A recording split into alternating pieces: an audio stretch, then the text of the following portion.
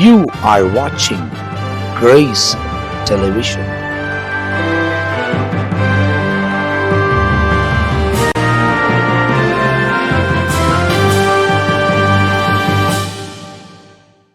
ஆண்டவரும் அருமை இரட்சகருமாக இருக்கிற இயேசு கிறிஸ்துவின் நாமத்தில் உங்கள் யாவருக்கும் அன்பின் வாழ்த்துகள். இந்த நல்லதொரு காலை நேரத்தில் மறுபடியுமாய் கிரேஸ் தொலைக்காட்சியின் வாயிலாக இயேசுவோடு பேசும் நிகழ்ச்சியில் சந்திப்பதில் மிகுந்த மகிழ்ச்சியாக இருக்கிறேன். கர்த்தர் நம்மை ஆசீர்வதித்து நடத்துகிறவர். சங்கீதம் 105 சொல்லப்படுகிறது, ஆண்டவராகிய தேவன் அவர் நல்லவர், அவர் கிருபை என்றும் உள்ளது, அவருடைய உண்மை தலைமுறைக்குள்ளது என்பதாக.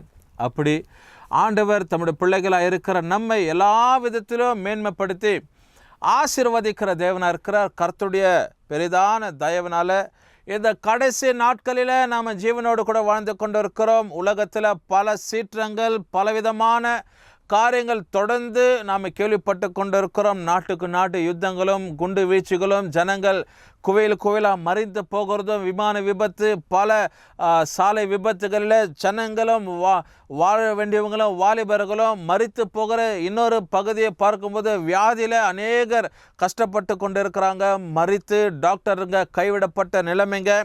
அப்படி சூழ்நிலைகள் நடந்து கொண்டிருந்தாலும் தேவனுடைய பெரிய கிருபையில் நாம் இன்றைக்கு இந்த நிகழ்ச்சியை பார்த்து கொண்டிருக்கிற நாம் ஆசீர்வாதமாக இருக்கிறோம். ஆண்டவருடைய தயவு நம்மை பின்தொடர்ந்து இருக்கிறது என்று சொல்லி நான் விசுவாசிக்கிறேன். நீங்களும் அப்படி போல விசுவாசியுங்கள். கர்த்தர் நம்மை ஆசீர்வதிக்கிறவராக இருக்கிறார். சின்ன வயதிலேயே பிள்ளைங்க மரித்து போகிற பிறந்த குழந்தைக்கும் மரணம் ஏற்படுகிறது.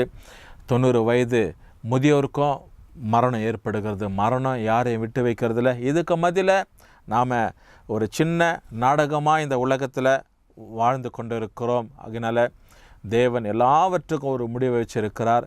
அவருக்கு நீதியாக வாழும்போது தேவன் 2ஆம் வருகையில் நம்மை அவருக்கு நீதியாய் எடுத்து பயன்படுத்தி அவரோடு கூட இருப்பதற்கு நம்ம சேர்த்து கொள்ளுகிற தேவனாக இருக்கிறார். அப்படி ஆண்டவருக்கு உண்மையில்லாத தேவனை சார்ந்திராத ஒரு வாழ்க்கை பரிதாபத்துக்குரியதா ஐயோன்னு சொல்லி வாழ்க்கை முடியும்னு சொல்லி எந்த விதத்திலும் சந்தேகம் கிடையவே கிடையாது. ஒரு குறிப்பிட்ட வசனத்தை நம்ம வாசிக்க போகிறோம். எரேமியாவின் தீர்க்கதரிசன புத்தகம் 15வது அதிகாரத்துக்கு உங்கள் வேதத்தை நீங்கள் திருப்பிக் கொள்வீர்களானால் அதில் கடைசி வசனமாகிய 21வது வசனம் சொல்லப்படுகிறது. ஆண்டுடைய வசனம் இப்படியா சொல்லப்பட்டு நான் வாசிக்கிறேன் பாருங்க. நான் உன்னை பொல்லாதவர்களின் கைக்கு தப்புவித்து உங்களை பாவத்தின் கைக்கு நீங்களாக்கி விடுவிப்பேன் என்றார் அப்படின்னு சொல்லி ஆண்டுடைய வசனத்தை வாசிக்கிறோம். And I will deliver thee out of the hand of the wicked and I will redeem thee out of the hand of the terrible. தேவன் தம்முடைய பிள்ளைகளா இருக்கிற நம்ம பொல்லாதவர்களுக்கு, அப்படின்னா உனக்கு விரோதமா செயல்படுறான் பாரு, பொல்லாத மனுஷன் இருக்கிறான், பொல்லாத காரியம் இருக்குது, மாந்திரிக வல்லமைங்க, பில்லி சூனியங்கள், கட்டுங்க, இப்படி ஏவல்கள், பலவிதமான காரியங்கள் இன்னைக்கு நம்ம அப்படியே சுற்றி இன்னைக்கு ஆண்டு கொண்டு இருக்கிறது. இப்படிப்பட்டவைகளுக்கு நான் உன்னை விடுவிப்பேன்றார். பொல்லாதருடைய கைகளுக்கு தப்புவித்து அவனை பலவந்தன் கைக்கு நீங்களாக்கி. பலவந்தன்னா விக்கெட் மேன், பொல்லாதவன், பயங்கரவாதி, ஆபத்தை விளைவிக்கிறவன். இப்படி நம்முடைய காரியங்களில் ஆண்டவன் நம்ம என்ன பண்றாரு? விடுவிக்கிறார். ஒன்று மனுஷங்கத்தை சார்ந்திருக்கிறது, இன்னொன்று பிசாசை சாத்தானை சார்ந்திருக்கிறது. சாத்தானுடைய கைகளுக்கும் ஆண்டவர் தம்முடைய பிள்ளைகள் என்ன பண்றார்? நீங்களாக்குகிறார், ரட்சிக்கிறார்னு சொல்லி தேவனுடைய வசனத்தில் நம்ம வாசிக்கிறோம். ஆண்டவர் தம்முடைய பிள்ளைகளுக்கு என்ன பண்றாராம்? விடுதலை கொடுக்கிறார். The Lord delivers. ஆண்டவர் விடுவிக்கிறார், ஆண்டவர் நீங்களாக்குகிறார், ஆண்டவர் ரட்சிக்கிறார் என்று சொல்லி வசனம் இப்படியா சொல்லப்படுது. அருமையான தேவ சொன்னமே. அப்போ தேவன் விடுவிக்கப்படும் போது அந்த விடுதலை, அந்த விடுவிப்பு எப்படி இருக்குன்னா நமக்கு நிரந்தரமாய் மெய்யாகவே தான் இருக்கும்னு சொல்லி நான் விசுவாசிக்க நம்புகிறேன்.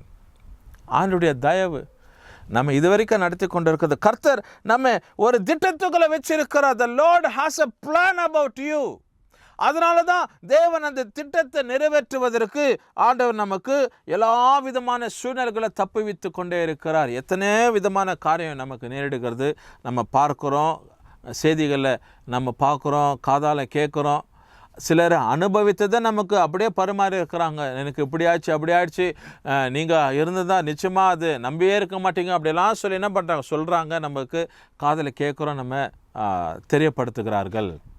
அருமையானவர்களே, இந்த கால நேரத்தில் பாருங்க, ஆண்டவர் இப்படிப்பட்ட பலவானுடைய கைகளுக்கு, பலவந்தர்களுக்கு, பொல்லாப்பு செய்கிறவங்களுக்கு, ஆபத்தை விளைவிக்கிறவங்களுக்கு, பிசாசுடைய காரியங்கள் இல்ல சாத்தான் தந்திரமா செயல்படுகிற இல்ல ஒரு விஷ பூச்சிகளோ இல்ல ஆபத்தை விளைவிக்கிற காரியம் எதுவா இருக்கட்டும், ஆபத்துகளுக்கு இல்ல மரண காரியங்களுக்கு இப்படி தேவன் என்ன பண்றாரு, தப்பி வைத்து நம்ம நடத்துகிறார். அவருடைய பாதுகாப்புடைய கரத்துல வைத்துக் கொள்ளுகிறார். அவருடைய ரத்தத்திற்குள்ளாக நம்ம என்ன பண்றாரா, மறைத்துக் கொள்ளுகிறார்.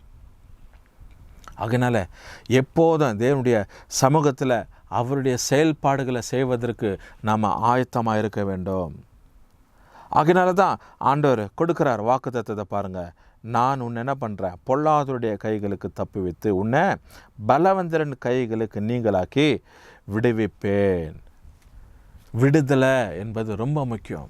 பிசாசு பிடிச்சிருக்கிறவங்களுக்கு விடுதலை தேவை, மாந்திரிகத்தில் இருக்கிறவங்களுக்கு விடுதலை தேவை, இல்லை கட்டுகள் இருக்கிறவங்களுக்கு விடுதலை தேவை, இல்லை ஏதோ ஒரு செய்வினில் அகப்பட்டு இருப்பாங்க, வருஷ கணக்கில் பிசாசு சர்பத்தின் ஆவிங்க, பொல்லாத காரியங்கள், இப்படி எத்தனையோ விதமான செயல்பாடுங்க. இதிலிருந்து ஆண்டவர் நிச்சயமா விடுவிக்கிறார். வியாதிங்க, கொடிய வியாதிங்க, ஆபத்தை விளைவிக்கிற, மரணத்திற்கு நேர தள்ளப்படுகிற, நடத்தப்படுகிற எத்தனையோ விதமான வியாதிகள் உண்டு. இவைகளுக்கு ஆண்டவராக தேவன் தப்புவிக்க வல்லவராக இருக்கிறார். இதுதான் நமக்கு நேராக வருகிற பலவந்தமான ஒரு காரியங்கள். The terrible things which come against us.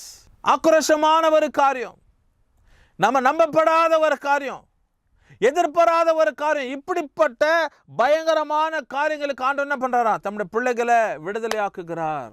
What a mighty God we serve. இப்படி எந்த ஒரு காரியத்திலும் நம்ம என்ன பண்ணல, இதுவரையிலும் வாசித்தது கிடையாது, யாரை சொல்லி அறிவிச்சதும் கிடையாது. இயேசுவை நம்புவானா உன்னை விடுவிப்பார். இயேசுவை நம்புவானா உனக்கு அற்புதத்தை செய்வார். இயேசுவை நம்புவானா வாழ்க்கையில விடுதலை உண்டாகும். இயேசுவை நம்புவானா பலவந்தர் கைக்கு ஆண்டவர் பெரிய ஒரு ஜாதிகளுக்கு ஆண்டவர் என்ன பண்றாரு, பொல்லாதவருடைய கைகளுக்கு ஆண்டவர் விடுவிக்கிறார்னு சொல்லி வசனத்தில் வாசிக்கிறோம். இந்த கால நேரத்தில் இந்த வசனத்தை கவனிக்கிறோம். வாழ்க்கையில் ஒரு விடுதலை தேவை.